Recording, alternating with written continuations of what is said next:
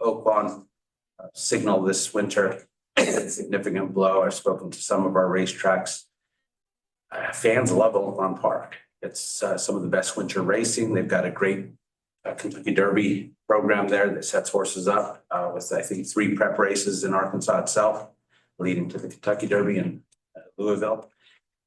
Just over from 2023 to 2024 numbers, the effects of contract handle have decreased the equine test fund by $115,000 just from last year to this past year, or I'm sorry, 2023 versus 2024. Make it clear. We only brought in approximately $465,000 into the equine test fund last year. And if you look at our budget, that bucket's supposed to be filled with $700,000 every year. So we could run our testing program. We're at $465,000 for 2024. 2025, we don't expect it to get much higher than that at all. I think we'll be down again based on simulcast signals not being piped into New Mexico racetracks for our patrons to bet on. So it's affecting us significantly in a lot of different ways.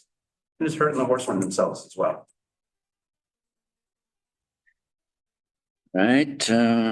Any questions for Director? What were those Senate bill numbers again? Senate Bill 323, Commissioner Buffington, and 367. Are those the only bills that impact racing that's been introduced? No, sir. Okay. Impact racing negatively. Well, whatever. I'm just interested in other bills that may have been introduced that have an impact on the horse racing. There's a Bill 328 also that has some modifications to the Horse Racing Act. Okay. I guess we ought to pay attention to all those. Absolutely. Commissioner Buffington, we have done analysis on them. And we have Senate Bill 92 as well, in which Richard and I will be going to Santa Fe after the commission meeting today to help testify on its behalf. And that Senate Bill 92, it has to happen. We've got to be able to operate the Senate Bill 336 fund that pays for jockey and exercise rider insurance, as well as the HISA assessment fees. That way we do not have to move into the business of charging everyone per start. So I mean, 336 was a gift. We're just modifying it so it flows through the financial system of the state more smoothly. Who would be opposed to that? Mr. Commissioner Buffington, I don't know anyone, but I'm sure there are some people that would be in the world we live in today. What it prevents it going back to the general. Right. No, exactly. It makes It helps horse funds, racing, it period. puts those funds where they were intended to be. Say for his and Yeah. another thing. Yeah. Yeah, I'd like to say everyone would support it, but I just know the way people are. Yeah. If the commission's involved, they don't like it. I knew that answer. I just wanted to hear it. I got it on the record. All right. Yes, sir. Moving on, New Mexico Horse Breeders Association. Mary, are you up there? I see her. Are you unmuted? Trying. There we go. We got it. Hi. How are you? Well, I'm hanging in there. Good. I'd like to start off with my reports for Sunland Park. Okay. In their first 23 days, Sunland Park has run 86 restricted New Mexico bred races. There's 37 thoroughbred overnight, 36 quarter horse overnight, 4 quarter horse trials, 5 thoroughbred stakes, and 4 quarter horse stakes. And our contribution to those races totals $774,000. This is a decrease of $73,000 from last year. Sunland is averaging 3.74 restricted New Mexico bred races per day. There's 42 thoroughbred and 44 quarter horse, and that's plus 17 for the 3 a day. For the average field size for restricted New Mexico bred overnight races only on the thoroughbreds, we had 335 horses scheduled to run. However, 19 of those were scratched. And there were 37 New Mexico bred overnight races. And the thoroughbreds averaged 8.54 horses per race, which is pretty good. The quarter horses, there were 332 that were scheduled to run, 10 of those scratched, and there were 36 overnight races, and the field size for quarter horses was 8.95. The combined average field size is 8.74. For New Mexico breds running in open overnight races for the first 23 days, 227 New Mexico breds ran open, and of those, 67 came in first, second, or third, and that is 30%. There's 42 thoroughbreds and 25 quarter horses, and our contribution to the purses for those horses is $44,545. Now, we all know, we've all heard about the situation with Ruidoso Downs, and we've seen it on Facebook and about not running thoroughbreds, and I'd really like to ask you all for some guidance. I need to have some clarity on how to handle the thoroughbred purse money that we have. 50% of the money that we've been growing in the Ruidoso purse account was supposed to go for thoroughbreds. So if a different New Mexico racetrack was to step up and run thoroughbreds, would it be permitted to transfer those funds to another racetrack? I mean, we really are worried about our thoroughbreds. Our association has both quarter horse and thoroughbreds, and they're very important to us. And I think we really need to try to do something to take care of our thoroughbred people. Mm-hmm. So if there's anything we can do, any help you can give us. I mean, that's 47 days of racing the entire summer. And, we no longer have any overlap. So, I mean, this is devastating. And another thing that's really alarming, I was just listening to Izzy Trejo talk about the numbers. Since 2016, we have lost 100 days of racing in New Mexico. And therefore, a lot of the horse population has gone down as well. Also, I'd like to say that Mr. Dixon's economic impact report that he did years ago at UNM is very, very flawed. I talked to the man myself, and he did not take into consideration a whole lot of factors, and it's not a good report. And I hear that this report has been given to all the legislators. So anyway, do you have any suggestions? Is it possible that if somebody, another racetrack runs thoroughbreds, if we could move that money? Mary, we're working on it. I mean, it's not like, I agree with you. We need to run thoroughbreds. Thoroughbreds are important to this state. And there's nobody that doesn't disagree with you. We're trying to get something done. We can't promise that we can get anything done. But I will give you kudos. You guys passed a bill, but it's going to take a while to get it going. Right. And tell us how exactly, that bill, tell us how that bill works. Exactly. That you guys our passed. bylaw change. The change that was our memberships voted on. It was a very, very narrow win, I have to say. It was almost even. It was like a 20 vote difference. However, it did pass. And how it works is you have to breed your mare in New Mexico, stay here 30 consecutive days. And if you live out of state and you want to take the horse home, you can, and you have to join the export broodmare program, which is a $500 fee. And then if you do not bring the mare back to New Mexico to foal, there is another $500 foaling out of state fee. However, your horse can be a New Mexico bred. There is an exception in the case of ICSI. That is the only time that the breeding would not actually happen in New Mexico. However, the mare does have to be here 30 days and be aspirated in New Mexico before leaving the state. So this was in hopes of raising our numbers And if we don't have thoroughbred racing in the summertime, I don't see how that's gonna happen. I don't know. I mean, that's a huge loss for thoroughbreds.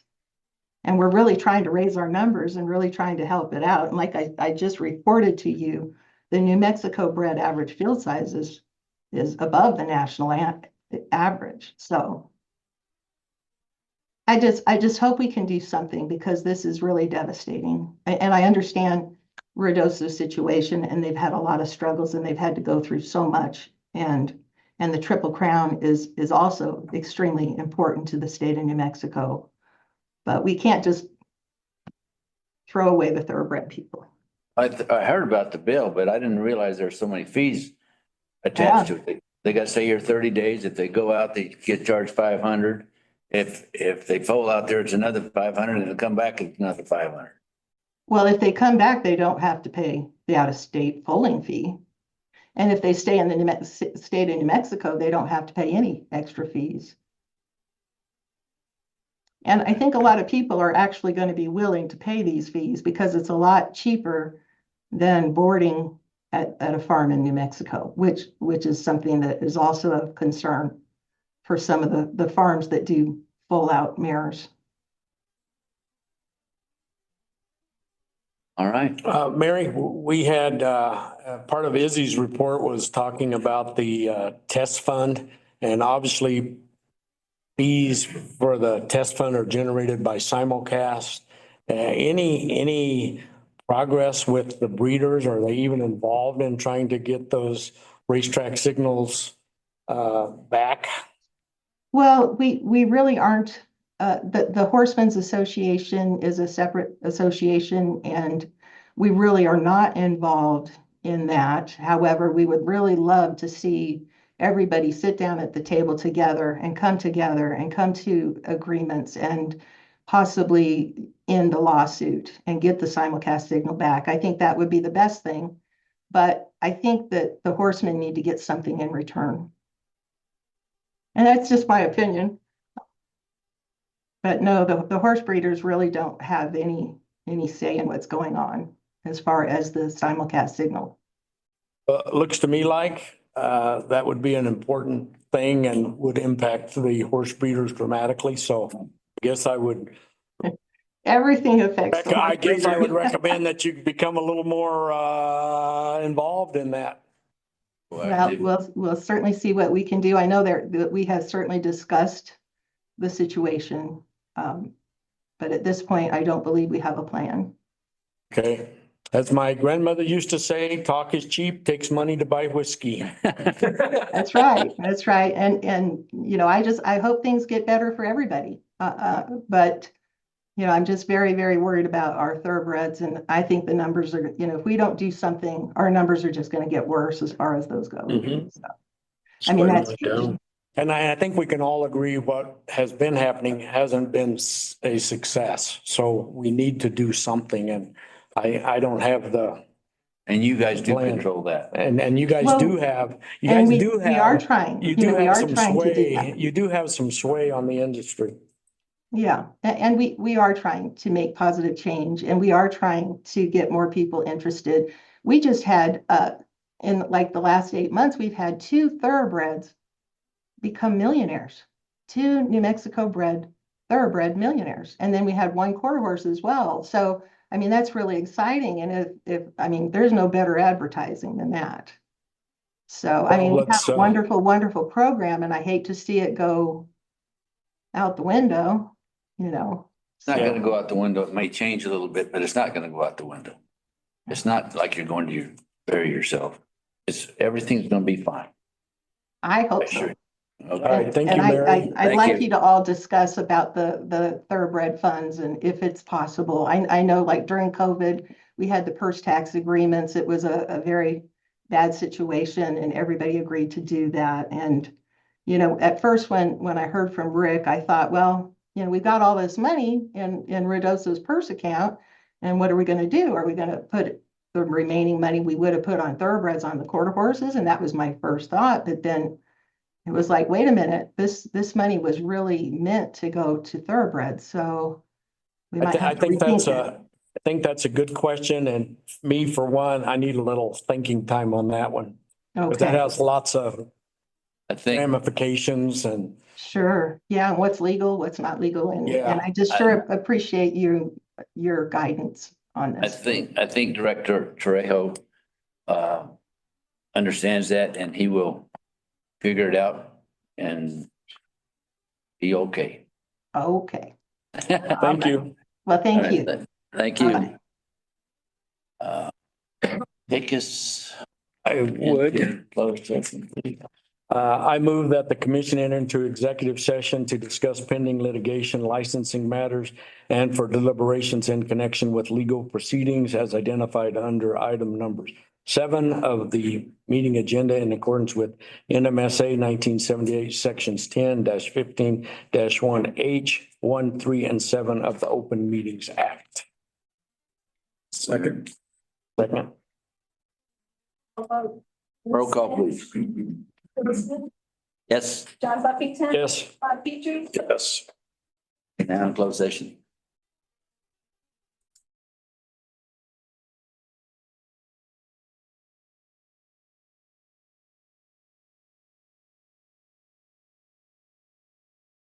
I can imagine. Ready, Denise? Ready? Ready when you are. Bring it back in the, All right, honorable commissioners, I hereby swear and affirm that during the closed executive session, the matters that were discussed were those listed in the agenda items. No decisions were had, and Chairman Smith. right, let's move on to number 8 with the New Mexico Racing Commission's audit. Yes, Mr. Chairman, members of the commission, we do have Mr. Scott Peck with the MP group that did the audit on the New Mexico Racing Commission. I believe we also have Ms. Amber Trujillo, our CFO, on Zoom. If Denise could move them in. The signal's not up. Yeah, the screen's blank.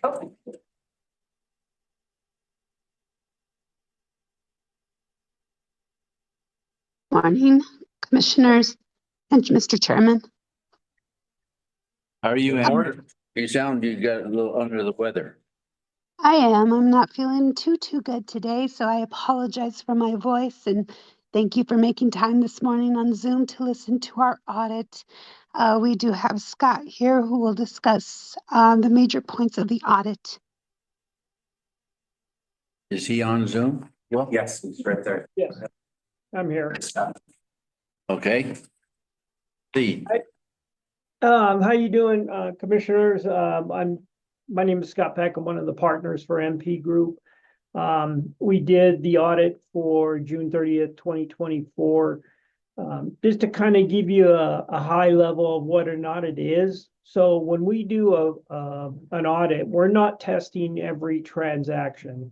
So, obviously there's hundreds, thousands of transactions that go through the commission in a year. So all we do is we look at certain areas that we think may have more risk than other areas. And so some of the things we look at is the fine receivables. Some of the areas we do testing on internal controls for payroll, procurement. Are you guys meeting procurement requirements?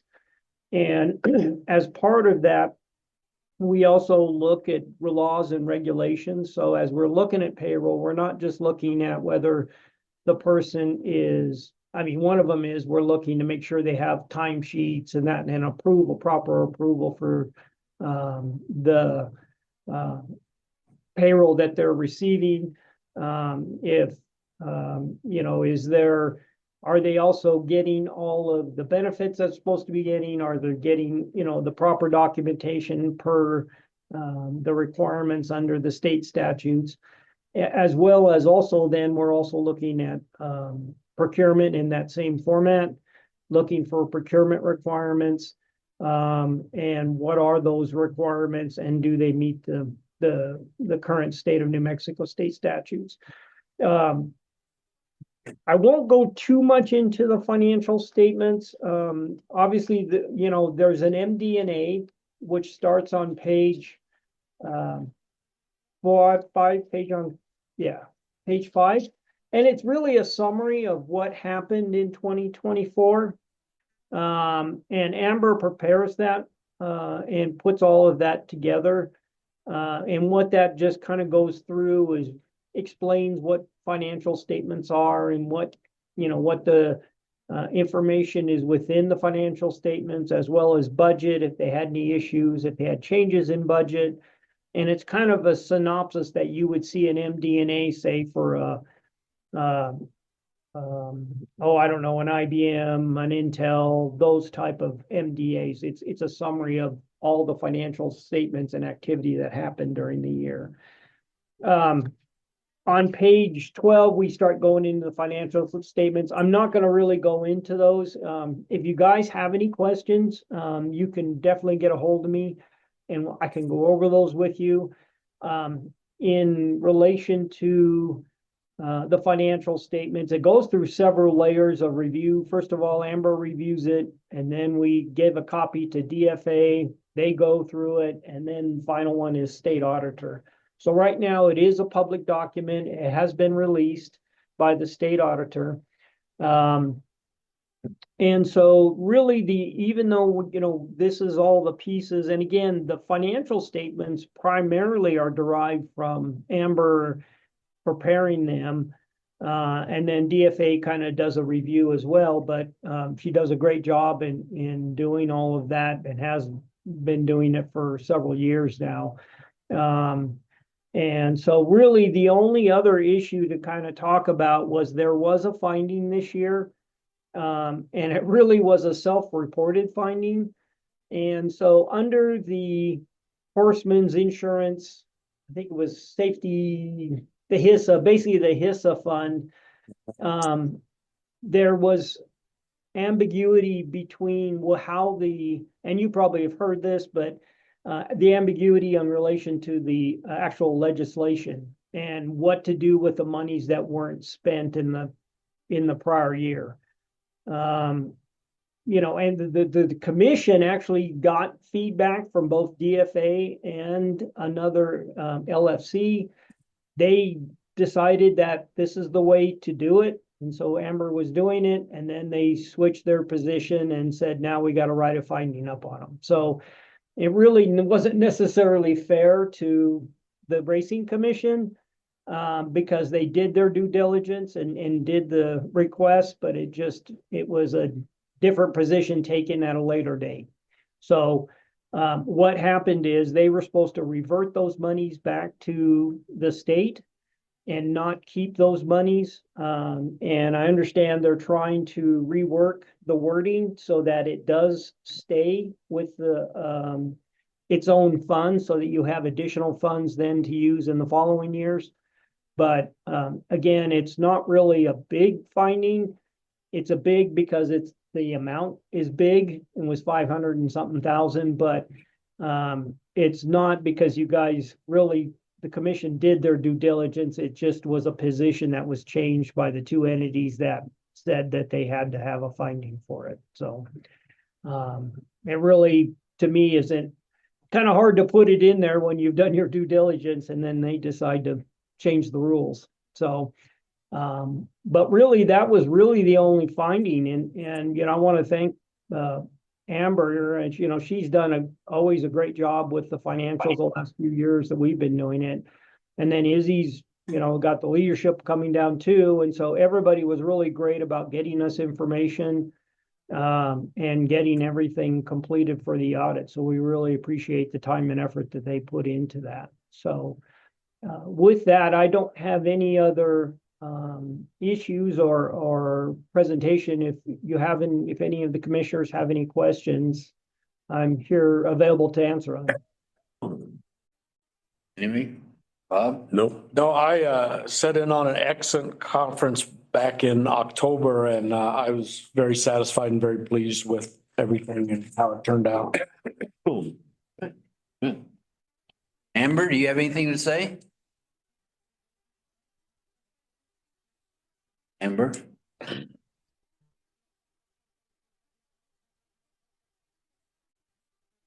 Must have lost her. Did we lose her?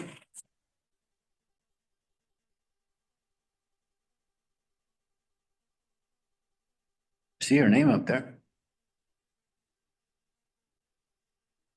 Can you hear us, Amber?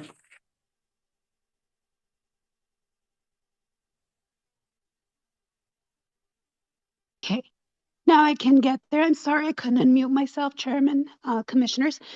Excuse me. I would like to say that that one finding that Scott mentioned has been reverted. It was reverted, I believe October, and if not for sure, November. So as soon as we realized what had happened and the mistake that was made, we went ahead and reverted that money back to DFA. And as Scott mentioned, we are working with Senate Bill 92 to ensure that we can get the language processed and rewritten, should I say, and that way, excuse me, that the commission can be allowed to have this money and use it basically during the first months of the fiscal year. Currently, the state floats, I'm going to use that word, floats that fund because of the revenue that it is running a month behind. So that is why we would like for that money to remain in the jockey exercise fund, and basically so that way that the tracks can have that money and pay for the bills as needed. I'd like to thank my staff that worked very hard to assist me with this audit. And also I'd like to thank Scott, and I appreciate everything that you all do. Any questions? No, ma'am. No, sir. Thank you, Scott. Thank you, Amber. Izzy, you good? No questions. All right, anybody? Thank you, guys. We appreciate it very much. Good job. All right, let's move on to Joe Davis, license fee. Commissioners, it's my understanding that based on the understanding that a license by the commission is a privilege, not a right. And out of concern for Mr. Davis's comprehensive ruling history, which reveals a significant number of medication violations, in addition to his prior criminal history, at this point, the commission is declining Mr. Davis the opportunity to apply for licensure from the New Mexico Racing Commission, with the understanding that given that Mr. Davis is able to run in 3 other racing jurisdictions, should he for the next 2 years run clean in those jurisdictions and not have any rulings imposed against him, Mr. Davis can then approach the commission again with a request to be able to apply for licensure by the New Mexico Racing Commission. Did you understand that? Does Yes, it make sir. sense? Well, the argument that I have about it, where you're talking about like the previous, like drug violations. Mhm. At the time, it was like 10 clenbuterols, I believe. But A lot. it is, yes, sir. I'm not doubting that at all and not arguing that. But at the time, we changed lab directors in Louisiana. And there was 86 of them in 2 weeks. I happened to be 10 of them. Okay, the lab directors changed, they changed their testing protocols. That was the reason of the clenbuterols. I mean, that outside the clenbuterols, that's the only drug violations that I've had. And I mean, that's where I would plead with y'all not to let that be the case of the 2 years. I've started 14 in Arizona here recently, 21 in Louisiana, and no violations out of it. And out of being in the winter and going to the test bar. As I understood, it was more of the end of the felony end of it was more of the end of actually New Mexico not licensed, denying it 5.5 years ago.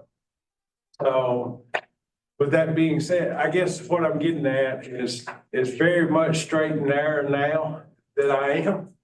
I would plead with y'all to turn around and do it to where grant me a license, but yeah, even if I have to retake the test, but grant me a license and then have me on 2 years probation. You know, I understand what you're saying, but being a felon An owner can't even get a license, an owner's license with a felony. It's impossible. No, well, here's what happened. Okay, it's class 6 felony, which is the least of any. I never did no time. I actually did 2.5 years probation. The reason I lost them 5 years ago was Texas automatically has a rule in their commission that is pulled due to a felony, which I surrendered them. It had to be pulled. I surrendered them.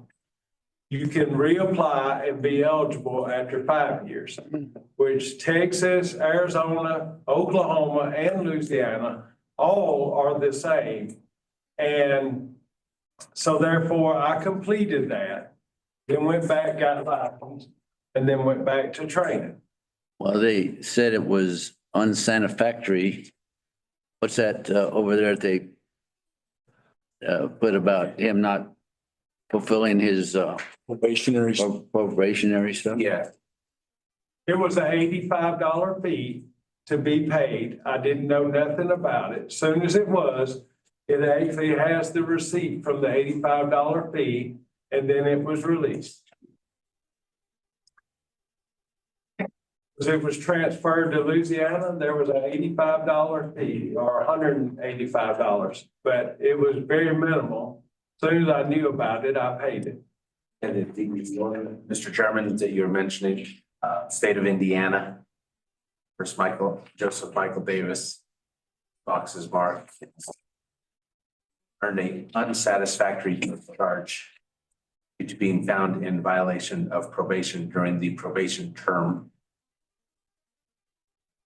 Which was the $185 fee.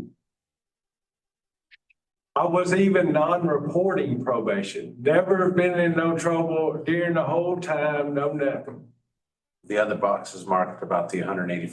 Mr. Davis has completed all terms of his probation. Mr. Davis has a balance of $185 due to the court. The court sets a financial compliance hearing for it. And I also sent the receipt for that. Well, you know, I feel your pain, but you know, with what we've gone through in the last couple of months, we're gonna be hard pressed to be just giving licenses out, just to be giving them out. We're not gonna do that anymore. Yes, sir. You gotta come in here lily white. You're not gonna get a license. Now, we did give you the option to come back in 2 years, and if you've been a nice boy. And that's great. Even as an owner, am I not, as far as, can I not have owner's license? I mean, the trainer's license, I understand, but the owner's license, the reason I say is because I actually own 2 New Mexico breds that I would very much like to run, even if I have to send them to somebody else. Well, we'd have to talk about it, wouldn't we? Mr. Chairman, I believe staff would have the same thoughts on both licenses. Stewards would have the same. I can't speak for the stewards, but I know internally after staff reviewed the records Right. that they would oppose to Mr. Davis getting an owner's license as well. I mean, like I said, 2 years, you could come back. Right now, you run in Louisiana, Oklahoma, Arizona. and Arizona. Yes, sir. But I mean, I've got 40 stalls at Remington, well, 38 at Yeah. Remington. So, I mean, They got lots of money out there, and I wish y'all luck. they do, but I have lots of owners that would very much like to run in Rio Doso too, so. Yeah, I understand, but Well, you say come back in 2 years, you're always welcome to come back in one, yeah. what's in a year. Make a run at it. Nothing prevents you from coming. But as of right now, with what we've had transpired recently and what we feel we need to do, this is just one of those things, and it's nothing personal. Even if I retook tests and so on. I mean, you back at us in 1 year. We don't care. You have the right to, ask to get foot on the agenda. Can Richard, can you read that motion again? Okay, all right. Commissioners, would you like me to voice it with the 2 years as compared to the 1 year? Yes. Okay, all right, okay. Honorable Commissioners, it's my understanding that based on your review of the information Mr. Davis provided, as well as the presentation he made just now, the Commissioners would like to entertain the following motion. Given that licensure by the New Mexico Racing Commission is a privilege, not a right, and in light of Mr. Davis's prior ruling history and his criminal history as well, the commission at this point would deny Mr. Davis the opportunity to apply for any licensure from the State of New Mexico Racing Commission. However, with the understanding that he is running in 3 other jurisdictions, should he basically remain free of rulings in the next 2 years, Mr. Davis can approach the commission again with a request to be allowed to apply for licensure at that point. This is Buffington. I'll make that motion. Second, Petrie. Roll call, please. Amber? Billy Smith, Yes, John Buffington. Yes. Bob Petrie. Yes. thank you. Thank you. You bet. And Mr. Davis, you'll receive a written order to that effect. It'll be sent to you through your email address or your physical address, okay? Okay. Thank you so much, sir.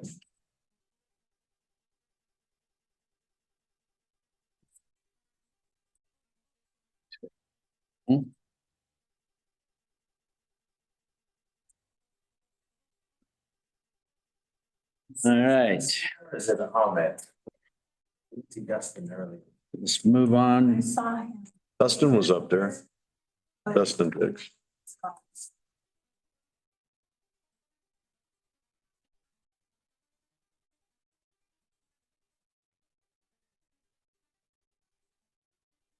What are we doing?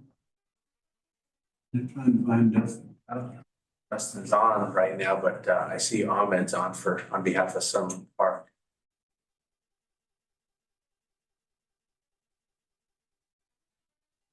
Is Dustin on there at all? He was earlier.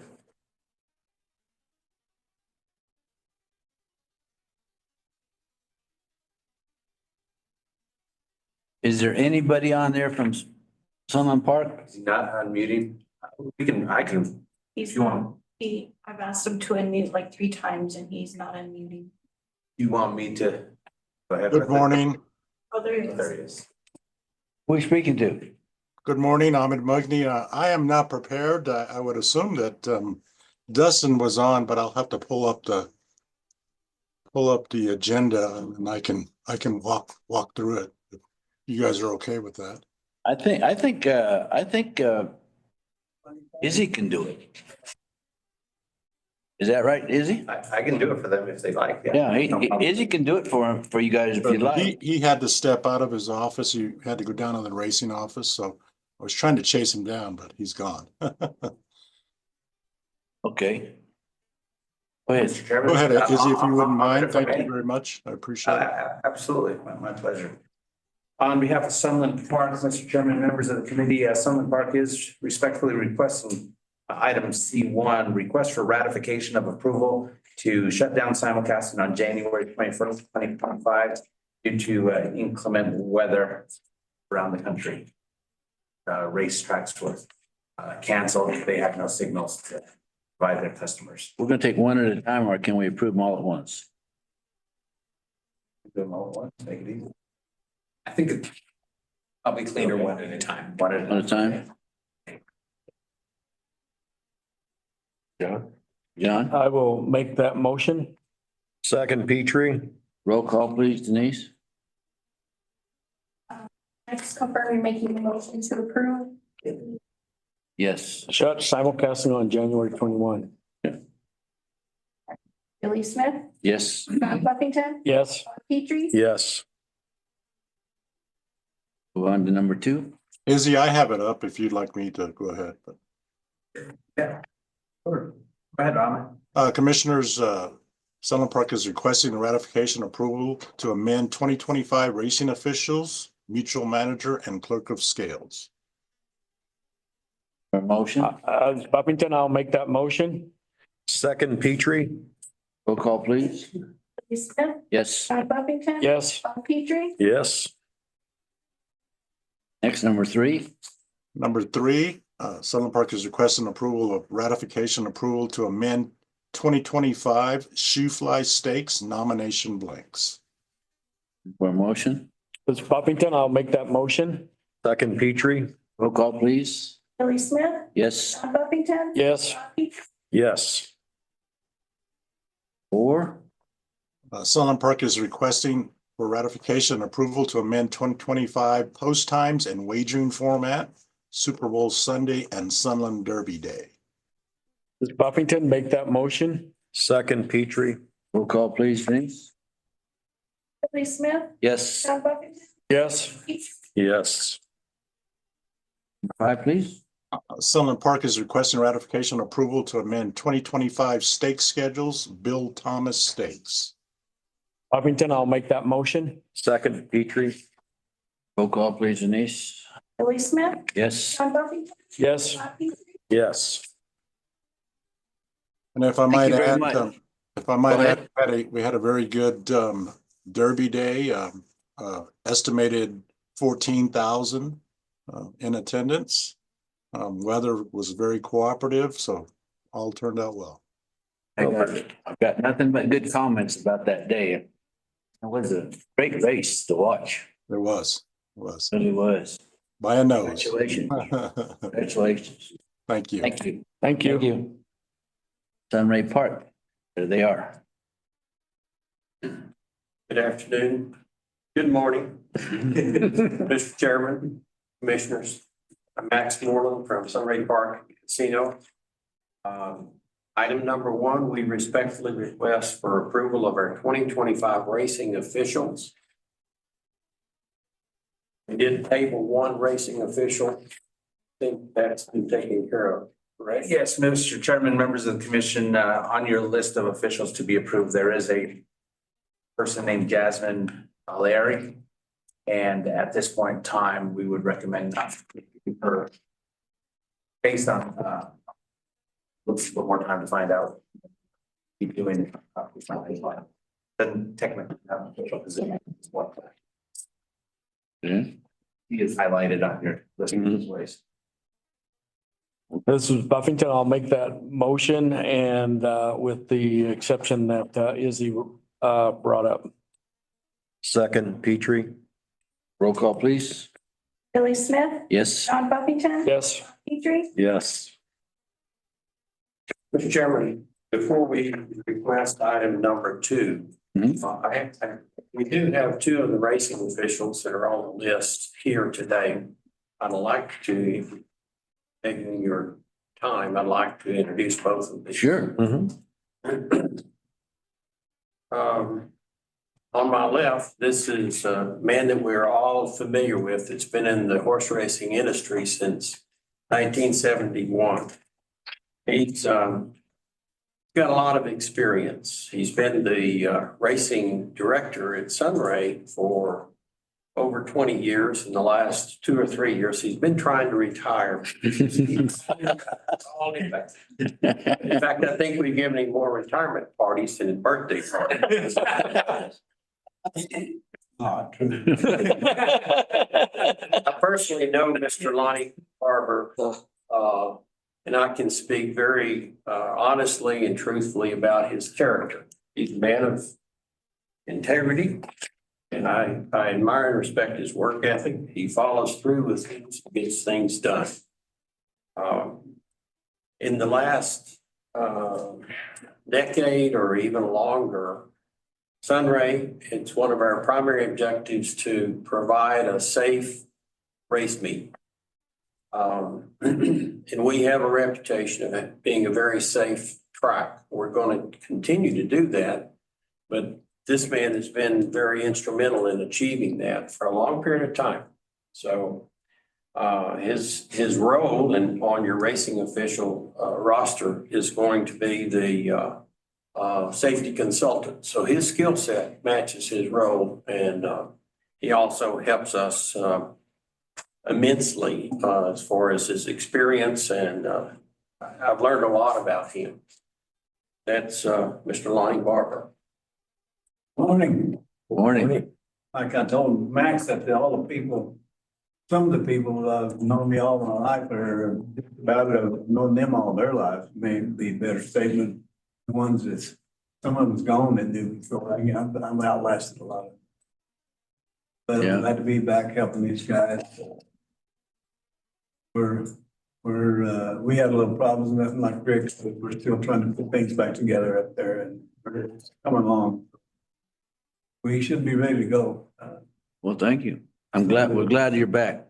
Some I of the missed issues that Mr. Moreland mentioned is a part, as mainly, we have a few more to add to it where in search of some outriders, different little areas that'll be submitted next month. Oh, yeah. Perfect. Well, welcome back, and it seemed like you haven't left, but welcome back, and welcome your wife back. I know she works in the office, so I feel really good that you guys are back. So truly some of the good people in racing. So thank you. So he's been in the business since 1971. This young man has been our placement judge in Sunray for the last 15 years. So I'm the rookie of the three for his racetrack experience. I've known Tim for a long time. I knew him and met him whenever he was just beginning to make wagers at the Downs of Alabama. He was 14 years old. I can also attest to his character. He's a truthful person and very dependable. And we're lucky to have him help us up at Sunray. He's going to expand his skill set and taking on the racing director's position with this guy's help, and I'll help them as much as I can, but we're glad to have Tim on board. And I might mention that another mentor you might know is Donnie Cook. So he'll be helping Tim and us also. I think Donnie mentioned that he was one of the best directors in racing history. So we're lucky to have him on board too. Anyway, appreciate the time to introduce both of these gentlemen. I'm looking forward to working with them and see how well, and I know they will accomplish a lot together. We're blessed to have them. Welcome. Thank you and welcome. Yeah, exactly. All right. I'm just glad to have the opportunity. I've been working at the Downs in Albuquerque since 2004 with Don. He's taught me a lot. I've been at Sunray since 2010, and Lonnie's taught me a whole lot also. I've always kind of been Don's right-hand man, especially like the last 5-10 years at Albuquerque. Whatever he needs, he calls me whenever I need to do anything, whatever needs to be done, he knows he can rely on me. And I get along with all the horsemen really well for the most, 99% of the time. I've been the clocker and placing judge for the last 18 years between these two tracks. I worked at Albuquerque year round and then now at Sunray, and I'm appreciative of the opportunity Sunray and the Downs at Albuquerque and Paul Blanchard and Don Cook and everybody's giving me. And I don't want to let them down. So I'm just looking forward to it. Welcome. Welcome. No pressure. So moving to item number 2, Sunray respectfully requests approval of our 2025 post times and wagering format. Looking for a motion? Commissioner Buffington, I'll make that motion. Second, Petrie. Roll call, please. Billy Smith, Yes. John Buffington, Yes. Bob Petrie. Yes. Thank you. Good luck, guys. Thank you. Thanks. Be dose it down.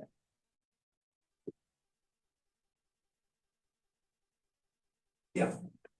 I don't want to hear no whining up there. Just go through your deal. Yes, sir. Mr. Chairman, Rick Ball, General Manager of Rio Downs Racetrack, and I have with me today our Senior VP of Financing, Mark Estrada. Rio Downs request approval to amend our 2025 primary application from a mixed meet to a straight quarter horse meet due to the flooding situation and the mitigation and sustainability issues that have arisen at the track. It's the reason for our request. Looking for a motion? As Commissioner Buffington, I'll make that motion. Second, Petrie. Roll call, please. Billy Smith, Yes. John Buffington, Yes. Bob Petrie, Yes. Thank you. John? Mr. Chairman, Rios Downs request approval of the 2025 stake schedule. I've had conversation with Mary Barber, and due to the shift, the straight corridors need, I would like to ask this commission if they give Executive Director Trejo the approval to make additional approvals as Mary and I work through the process and potentially add more monies to our quarter horse races. And then come back before the full commission for ratification. Is that okay, is it? Yes, sir. Yes, Mr. Chairman. Looking for a motion? That's Buffington. I'll make that motion. Second, Petrie. Roll call, please. Billy Smith, Yes. John Buffington, Yes. Bob Petrie, Yes. Mr. Chairman, members of the commission, Ruidoso Downs request approval of the 2025 schedule. Do have a typo on 7,500 non-threes and non-two for adjustment. That Executive Director Trey on. We just need to flip flop them, Mr. Chairman, and members of the commission. First for the 75 non-twos should be 13-1 purchase. Yeah, there should be 12-9. But just flip flop them. Okay. Non-2 and non-3. All right. That's Buffington. I'll make that motion. Second, Petrie. Roll call, please. Denise? Billy Smith, Yes. John Buffington, Yes. Petrie, Yes. Mr. Chairman, Ruidoso Downs request approval of our 26, 27 nomination blanks for the All-American Quarter Horse Futurity Derby, the 2026 Mountaintop New Mexico Bred Quarter Horse Futurity Derby, the 2026 Ruidoso Quarter Horse Futurity Derby, the 2026 Rainbow Quarter Horse Futurity and Derby, 2026 Zia Quarter Horse Futurity and Derby, and the 2027 All-American Triple Crown. And I would like to comment that our 2026 Triple Crown nominations set an all-time record this year at 15. Wow, that's good. Are there any changes other than dates? Looking for a motion? This is Buffington. I'll make that motion. Second, Petrie. Roll call, please, Denise? Billy Smith, Yes. John Buffington. Yes. Bob Petrie, Yes. Well, that's the end of it. We need a motion to adjourn. I'll make that motion. Second. Second, Petrie. You don't even have to poke me in the ribs, Billy. Yes. Yes. Yes. Meeting adjourned. Thank you, everybody. Thank you. Yeah.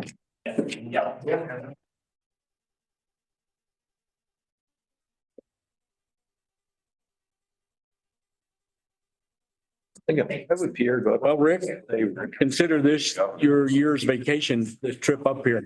So now you can get back to work. Yes. Yeah, we're going to. They started out. It's not reasonable. Not reasonable. It's not reasonable. I like the guy. I like his kids, but he's not reasonable. The recording has stopped.